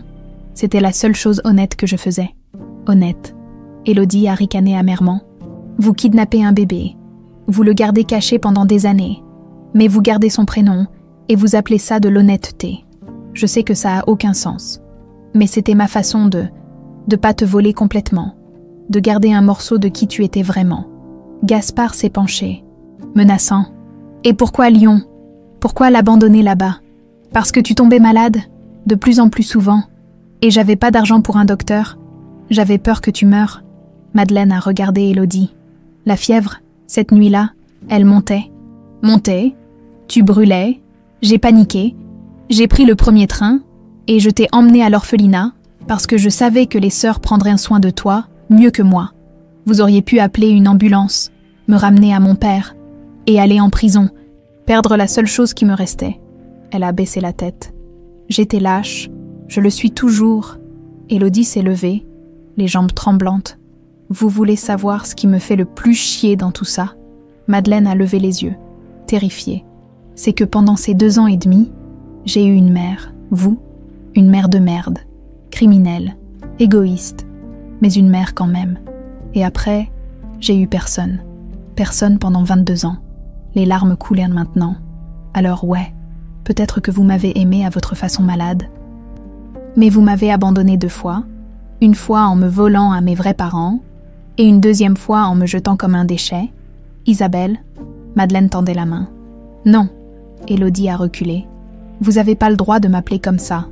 Vous avez pas le droit de me toucher. Vous avez tué ma mère, celle qui était morte pour me protéger. Pas vous, Claire, elle était ma mère. Elle s'est tournée vers Gaspard. On y va, j'en ai fini. Mais avant de partir, elle s'est retournée une dernière fois. Au procès, je témoignerai contre vous. Je dirai tout, chaque détail. Et j'espère que vous passerez le reste de votre vie à pourrir en prison, mais elle a pris une grande inspiration. Mais je vous remercie de m'avoir gardé en vie. C'est la seule chose, la seule que vous avez fait de bien. Et c'est pour ça que je vous souhaite pas la mort, juste la prison, pour toujours. Madeleine a éclaté en sanglots. Merci, mon Dieu, merci. Gardez vos remerciements. Élodie a tourné les talons. J'ai pas fait ça pour vous, dans la voiture qui les ramenait à Paris. Gaspard et Élodie n'ont pas parlé pendant longtemps. Le paysage défilait, autoroute grise sous un ciel d'automne. « Tu vas bien ?» a finalement demandé Gaspard. « Non, mais je le serai. » Elle a regardé par la fenêtre. Elle a perdu un bébé, une Isabelle. C'est pour ça qu'elle m'a gardée. Ça n'excuse rien. Je sais, mais ça explique. Elle a touché le bracelet à son poignet. Dans sa tête malade, elle me sauvait. Elle remplaçait sa fille morte. C'est tordu à tous les niveaux.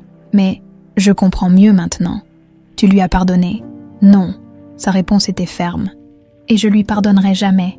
Mais je vais pas la haïr non plus. La haine, ça bouffe de l'énergie. Et j'ai besoin de cette énergie pour vivre. Pour être heureuse. Pour honorer maman. Gaspard a souri à travers les larmes. Claire aurait été tellement fière de toi. Vous croyez, j'en suis certain. Tu es forte comme elle, courageuse comme elle, et tu refuses de laisser le passé te détruire. Exactement comme elle. Élodie a posé sa tête contre la vitre froide. Au procès, je vais raconter tout. Comment elle m'a nourrie, bercée, pas pour la défendre, mais parce que c'est la vérité. Et la vérité, même moche, elle mérite d'être dite. Tu es sûre?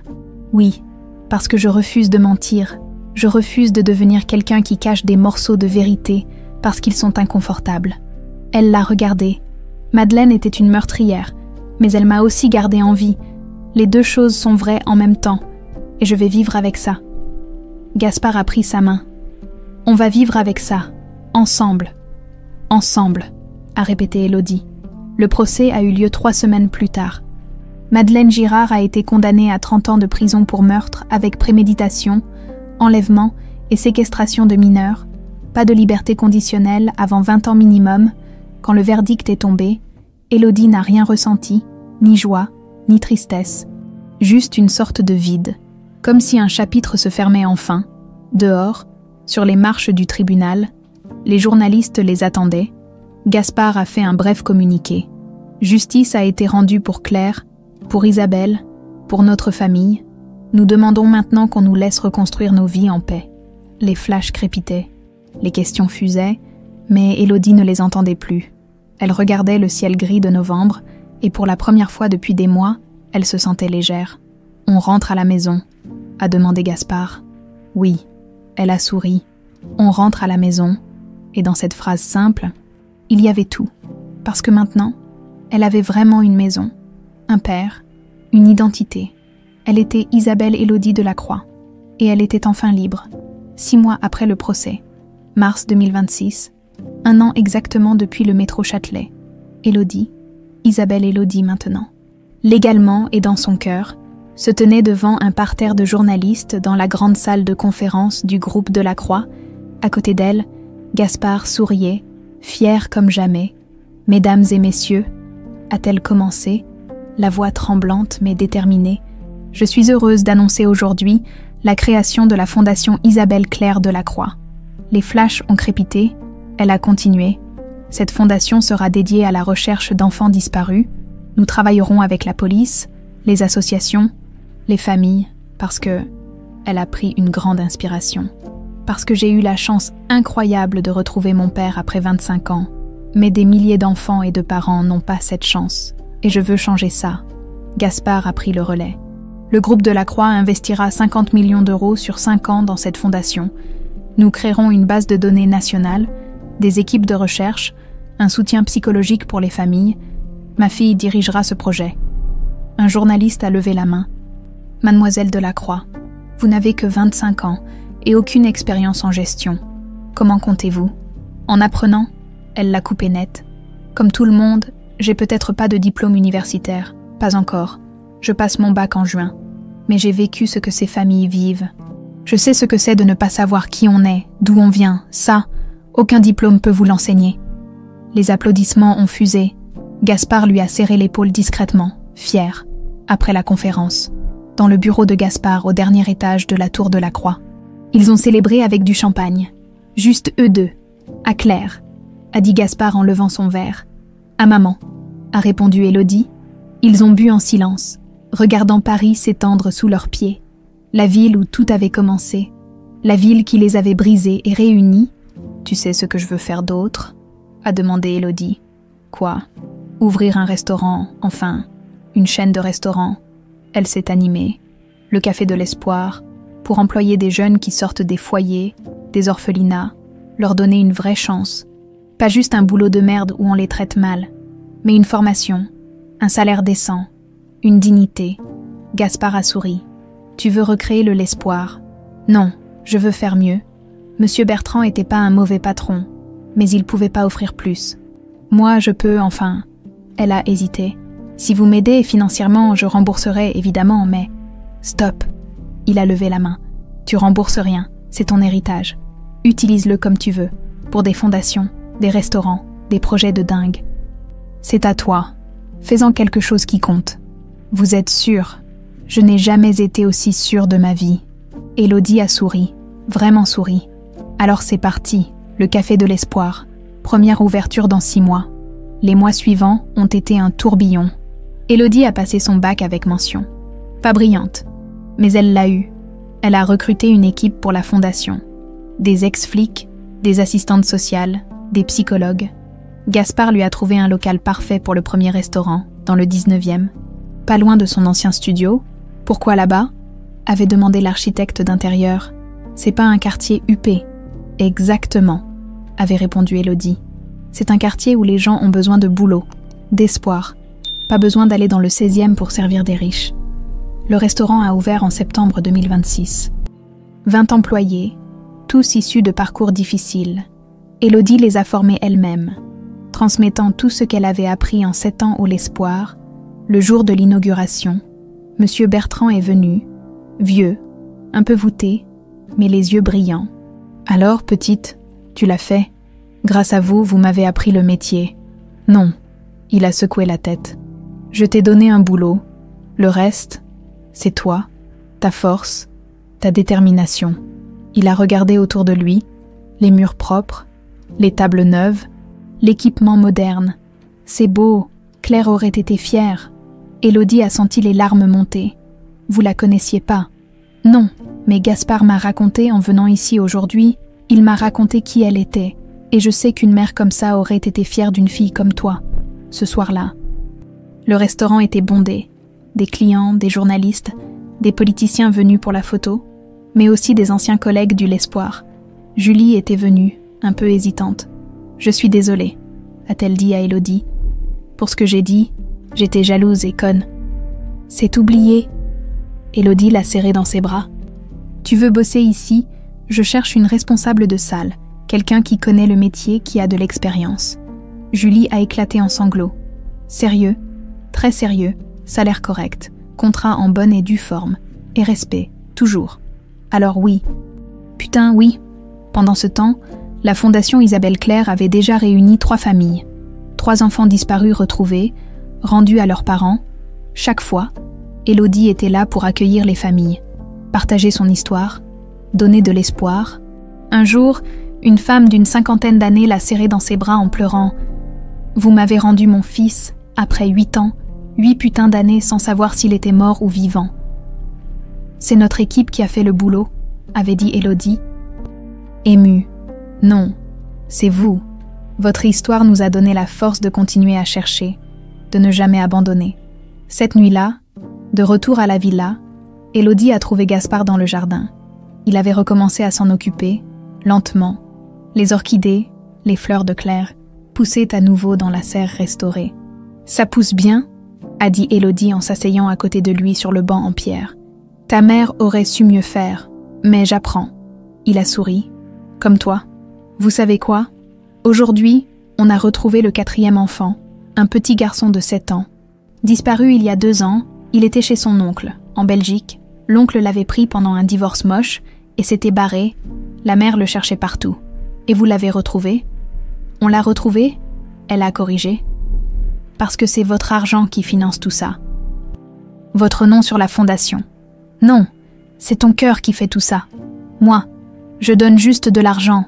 Toi, tu donnes de l'espoir. » Ils sont restés assis en silence, regardant les orchidées blanches briller sous la lune, les fleurs de Claire, les fleurs de la mémoire. « J'ai rencontré quelqu'un » a lâché Élodie soudainement.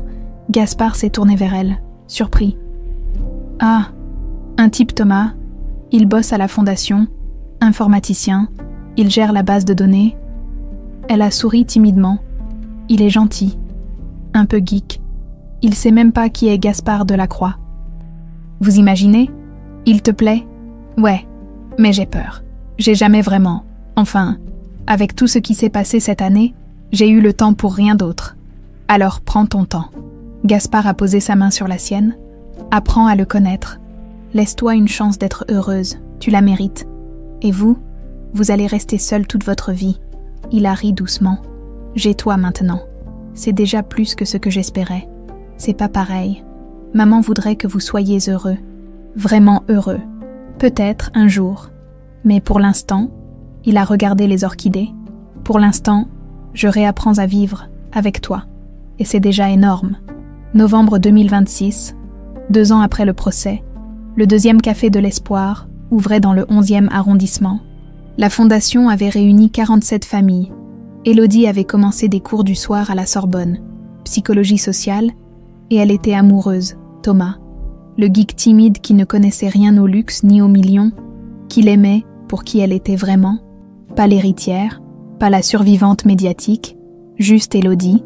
Un soir, alors qu'ils dînaient tous les 3, Gaspard, Élodie et Thomas, dans la cuisine de la villa, Gaspard a levé son verre à Claire, qui nous a donné Isabelle, et à Isabelle, qui nous a redonné l'espoir, à maman, a dit Élodie, pour son courage, à une femme extraordinaire que je n'ai jamais connue, a ajouté Thomas, mais dont je vois l'héritage tous les jours dans les yeux d'Élodie. Ils ont trinqué, 3 générations de douleur et d'amour, transformées en quelque chose de nouveau. En famille, plus tard, quand Thomas est parti, Élodie a dit à Gaspard « Je suis heureuse, vraiment heureuse. C'est bizarre, non, après tout ce qui s'est passé. Non, il l'a serrée dans ses bras. C'est la vie, la vraie vie, celle que ta mère voulait pour toi. Vous croyez qu'elle nous voit. J'en suis certain. Et elle sourit. Élodie a regardé par la fenêtre, vers le jardin où les orchidées poussaient à nouveau. Je t'aime, maman. Merci d'avoir lutté pour moi. Et dans le silence de la nuit parisienne, elle aurait juré entendre une réponse. Je t'aime aussi. Ma petite, sois heureuse. 15 mars 2027, 2 ans exactement depuis le métro Châtelet, 27 ans depuis la mort de Claire. Élodie s'est réveillée tôt ce matin-là, le cœur serré. Elle savait ce que cette date signifiait. Pour elle, pour Gaspard. Pour la mémoire de Claire, dans la cuisine, son père était déjà levé, préparant du café avec des gestes lents, presque rituels. « Bonjour », a-t-elle murmuré. « Bonjour, ma puce. » Il lui a tendu une tasse. « Tu as bien dormi ? » ?»« Non, toi. »« Non plus. » Il a souri tristement. « Mais c'est normal, aujourd'hui. C'est... Je sais. » Elle a pris sa main. « On y va ensemble. Ensemble. » Le cimetière du Père-Lachaise était silencieux sous le ciel gris de mars. Élodie et Gaspard marchaient lentement entre les tombes centenaires, portant chacun un bouquet d'orchidées blanches. Les fleurs favorites de Claire. La tombe était simple, pas de marbre ostentatoire, pas de statue grandiose, juste une pierre blanche avec une inscription. Claire Moreau Delacroix, 1972, 2000 biologistes, épouse, mère morte en protégeant ce qu'elle aimait le plus en dessous. Une photo, Claire souriante, tenant un bébé, Isabelle, dans ses bras. Élodie s'est agenouillée devant la tombe, a déposé ses orchidées avec une délicatesse infinie. Ses doigts ont tracé les lettres gravées dans la pierre. Claire, maman, une femme qu'elle n'avait jamais vraiment connue, mais qui vivait en elle à chaque instant. « Salut, maman », a-t-elle murmuré. « C'est moi, Isabelle ? Enfin, Isabelle Élodie maintenant. Tu savais pas que j'aurais 2 prénoms, hein ?» Gaspard s'est agenouillé à côté d'elle, a posé ses propres fleurs. « Bonjour, mon amour. Je t'ai amené notre fille. Elle est revenue. » Le silence. Juste le vent dans les arbres, le chant lointain des oiseaux. « Je sais pas trop quoi te dire », a continué Élodie, les larmes coulant librement maintenant. « Je te connais que par les histoires de papa, par les photos, par ce bracelet que tu m'as laissé. » Elle a touché le bijou à son poignet. « Mais je sens que tu es là, quelque part, que tu m'as jamais vraiment quitté. » Gaspard pleurait aussi, sans retenue. « Elle est extraordinaire, Claire, exactement comme toi. Elle a créé une fondation qui sauve des familles. Elle a ouvert des restaurants qui donnent de l'espoir. Elle étudie la psychologie pour aider les autres. Elle est tout ce qu'on avait rêvé qu'elle devienne. Et plus encore, » a ajouté Élodie, « parce que j'ai survécu à l'impossible. J'ai grandi sans vous deux. Et je m'en suis sortie quand même, pas toute seule. Sœur Agnès m'a aidée, et plein d'autres gens. Mais je suis là, vivante. Et je te dois ça, maman. Parce que tu t'es battue pour moi. » Elle a posé sa main sur la pierre froide. « Merci. Merci d'avoir refusé de me donner à Henri. Merci d'avoir pris cette balle pour me protéger. Je sais que t'as eu peur. Je sais que t'aurais préféré vivre, me voir grandir, être là pour mes anniversaires, mes chagrins, mes joies. Mais t'as choisi de me sauver. Et je vais honorer ça, chaque jour, en vivant pleinement, en aidant les autres, en étant la femme forte que tu voulais que je devienne. » Gaspard a entouré les épaules d'Élodie de son bras. « Elle aurait été si fière, ma chérie, si terriblement fière. Tu crois qu'elle savait, qu'elle sentait qu'on la retrouverait un jour ? Je crois, » il a réfléchi, « je crois qu'elle espérait, dans ces dernières secondes, quand elle te protégeait, je crois qu'elle a espéré que tu survivrais, que tu reviendrais. Et elle avait raison. » Élodie s'est essuyé les yeux. « J'ai rencontré quelqu'un. Maman, Thomas. Il est gentil, intelligent, il me fait rire. Papa l'aime bien. Enfin, il dit qu'il l'aime bien. Mais tu sais comment sont les papas avec les copains de leurs filles. » Elle a souri à travers les larmes. « J'aimerais tellement que tu le rencontres, que tu me dises ce que t'en penses. » « Elle l'aimerait, » a dit Gaspard doucement, « parce qu'il te rend heureuse. C'est tout ce qu'elle voulait. » Ils sont restés là longtemps, assis dans l'herbe humide, parlant à Claire, racontant les 2 dernières années, les victoires, les difficultés, les moments de joie et de douleur, comme si elle était vraiment là, écoutant, hochant la tête, souriant de ce sourire radieux qu'elle avait sur les photos. En fin d'après-midi, ils sont rentrés à la villa. Thomas les attendait dans le salon, nerveux, tripotant ses lunettes. « Ça va ?» a-t-il demandé en voyant leurs yeux rouges. « Ça va ?»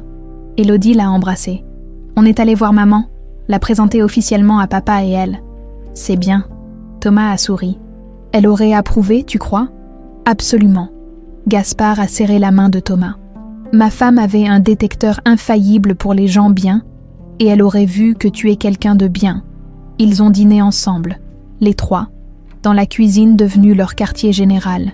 Élodie a raconté des anecdotes sur les nouveaux employés du Café de l'Espoir. Gaspard a parlé d'un nouveau projet de construction, un centre pour enfants disparus, financé par la Fondation. Thomas a partagé les dernières avancées de la base de données. « On a eu 53 familles réunies maintenant », a dit Thomas fièrement. 53 enfants retrouvés grâce au travail de la Fondation. 53 miracles, a murmuré Élodie. « Comme toi », a ajouté Gaspard.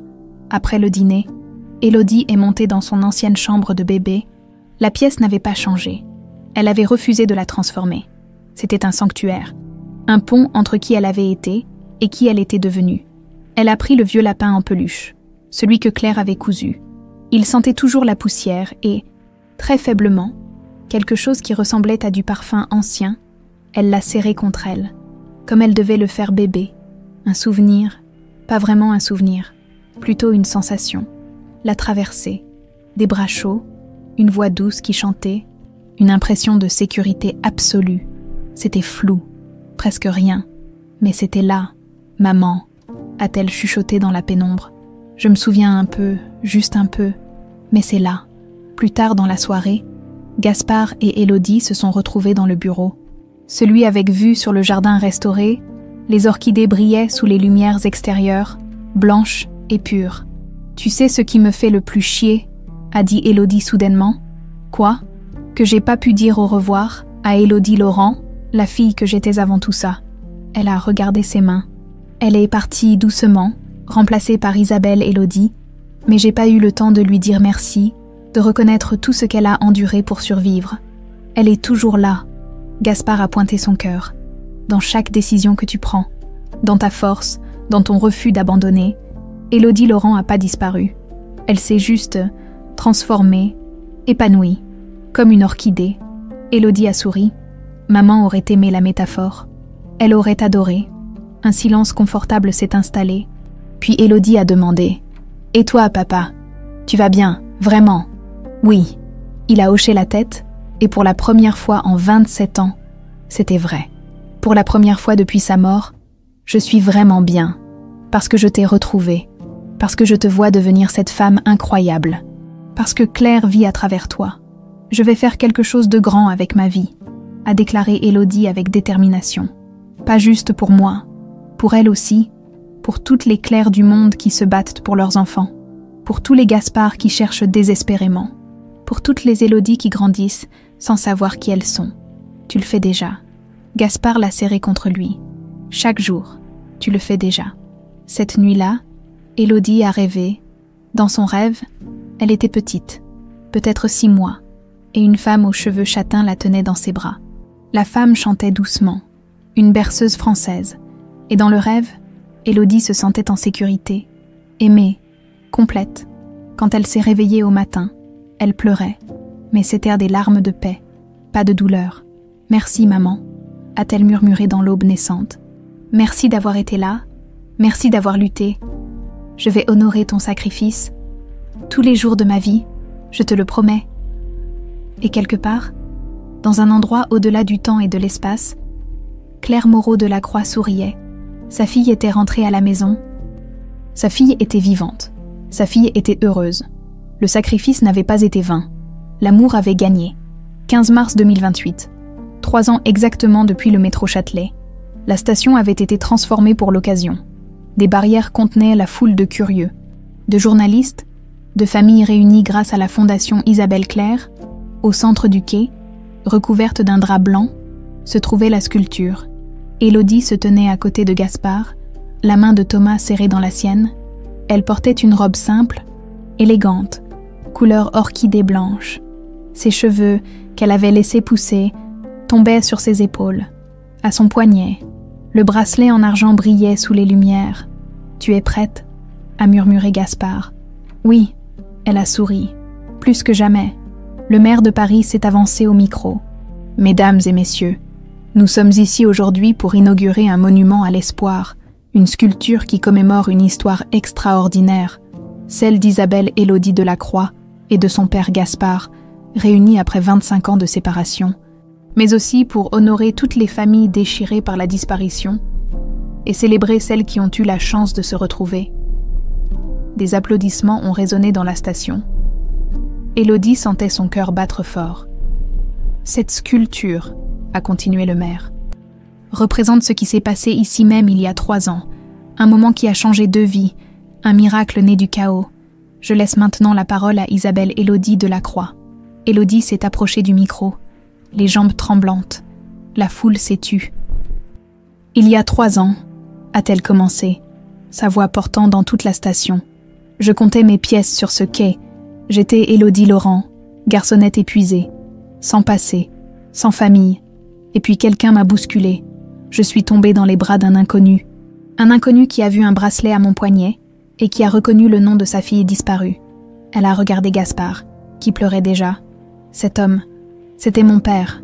Ce bracelet, c'était ma seule connexion à une vie que je ne connaissais pas. Et ce moment d'accident pur, de hasard absolu, a tout changé pour nous deux. » Elle a pris une grande inspiration. « Aujourd'hui, je me tiens devant vous, non pas comme une victime, mais comme une survivante, comme une fille qui a retrouvé son père, comme une femme qui a découvert l'histoire de sa mère, Claire Delacroix, morte en me protégeant quand j'avais 6 mois, une mère que je n'ai jamais connue, mais qui vit en moi chaque jour. » Des sanglots étouffés dans la foule. Cette sculpture n'est pas juste pour nous, elle est pour toutes les familles qui cherchent encore, pour tous les enfants perdus qui méritent de rentrer chez eux, pour tous ceux qui refusent d'abandonner l'espoir. Même quand tout semble perdu, elle s'est tournée vers la sculpture voilée. Depuis 3 ans, la Fondation Isabelle Claire a réuni 87 familles, 87 enfants rentrés chez eux, 87 miracles, et on continuera, parce que chaque enfant mérite d'être cherché, chaque parent mérite des réponses, chaque famille mérite sa chance de se retrouver.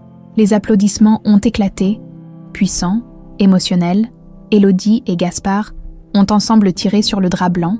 La sculpture est apparue, 2 mains de bronze, entrelacées, l'une grande et forte, celle d'un père, l'autre petite et délicate, celle d'une fille, sur le poignet de la main féminine, un bracelet en argent, fidèlement reproduit avec son inscription « Isabelle Delacroix, 15-03-2000 ». À la base, une plaque de marbre blanc, où l'amour retrouve son chemin. 15 mars 2025, en mémoire de Claire Delacroix, 1972-2000. Pour tous les enfants perdus et les familles qui cherchent le silence s'est installé, respectueux et lourd d'émotion. Puis quelqu'un a applaudi, puis un autre, puis toute la station a explosé en applaudissements et en larmes. Après la cérémonie, Élodie s'est échappée quelques minutes. Elle avait besoin d'air, de solitude. Elle est remontée à la surface, a marché dans les rues de Paris, jusqu'à trouver un banc tranquille près de la Seine. Thomas l'a rejointe quelques minutes plus tard. « Je savais que tu serais là. » « Comment ? Parce que je te connais. » Il s'est assis à côté d'elle. « Tu donnes tout aux autres, mais parfois, tu as besoin de respirer. »« Je suis fatiguée, » a-t-elle avoué. « Pas physiquement, émotionnellement. 3 ans à reconstruire ma vie, à porter l'histoire de maman, à diriger la fondation, les restaurants. Parfois, j'ai juste envie d'être normale, de ne pas être l'héritière retrouvée ou la fille miracle. Tu es normale. » Thomas a pris sa main. « Tu es juste une femme exceptionnelle qui a vécu des choses extraordinaires. Mais au fond, tu es juste Élodie, celle qui aime le café trop fort, qui déteste se lever tôt, qui pleure devant les films romantiques, qui rit trop fort aux blagues pourries. » Elle a souri malgré elle. « C'est vrai que tes blagues sont pourries. » Exactement.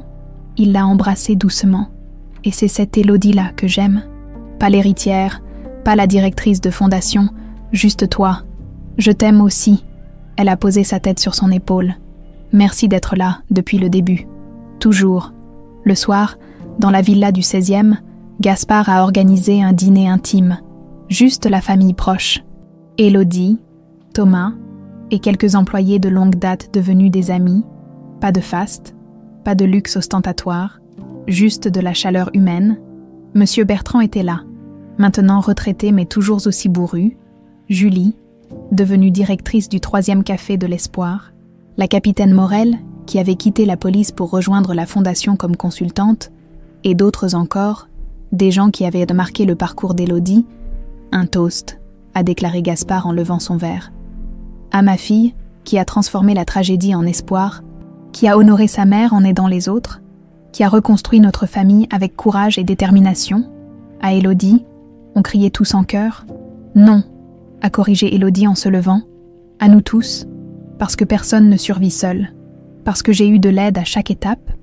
Sœur Agnès qui m'a élevée, Monsieur Bertrand qui m'a donné un boulot, Julie qui m'a supportée pendant 7 ans, papa qui m'a retrouvée, Thomas qui m'aime, la capitaine Morel qui a résolu le cas, vous tous qui m'avez portée. Elle a levé son verre. À la famille, celle du sang et celle du cœur. Les verres se sont entrechoqués dans un tintement joyeux. Plus tard dans la nuit, quand tout le monde était parti, Élodie et Gaspard se sont retrouvés dans le jardin. Les orchidées blanches brillaient sous la lune, parfaites et paisibles.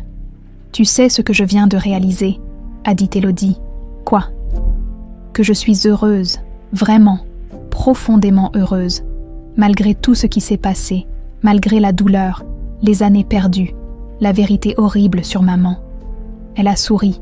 « Je suis heureuse. Claire aurait voulu ça. » Gaspard a passé son bras autour de ses épaules. « Elle s'est battue pour que tu vives. Pas juste pour que tu survives, mais pour que tu vives. Et c'est ce que tu fais. Et toi, tu es heureux, plus que je ne l'ai été depuis 28 ans. » Il a regardé les orchidées. « J'ai ma fille. J'ai un but qui a du sens. J'ai reconstruit ce jardin. J'ai appris à vivre avec la douleur au lieu de la fuir. Oui, je suis heureux. » Élodie a posé sa tête sur l'épaule de son père. « Merci pour tout, pour avoir jamais abandonné, pour m'avoir cherché même quand c'était sans espoir, pour m'avoir accepté tel que je suis. C'est moi qui te remercie, pour être revenu, pour m'avoir donné une raison de vivre à nouveau. » Le lendemain matin, Élodie est retournée seule au métro Châtelet. La sculpture brillait sous les lumières, majestueuse et simple à la fois. Des gens s'arrêtaient pour la regarder, pour lire la plaque, pour prendre des photos. Une petite fille d'environ 6 ans tirait la main de sa mère. « Maman, c'est quoi ? C'est une histoire d'amour, ma chérie, entre un papa et sa fille qui se sont perdus et retrouvés, comme dans les contes de fées. » « Oui, mais en vrai, » Élodie a souri. Elle s'est approchée de la sculpture, a touché les mains de bronze entrelacées, froides, solides, éternelles. « On l'a fait, maman, » a-t-elle murmuré. « On a transformé la douleur en quelque chose de beau. Ton sacrifice n'était pas vain. Regarde, 87 familles réunies, des centaines de vies changées, et tout ça parce que tu as refusé d'abandonner, parce que tu m'as protégée jusqu'à ton dernier souffle. » Un homme s'est approché, hésitant. « Excusez-moi, vous êtes Isabelle Delacroix, n'est-ce pas ? » « Oui, ma sœur a disparu il y a 5 ans, grâce à votre fondation. On l'a retrouvée le mois dernier. Elle vivait en Espagne, amnésique après un accident.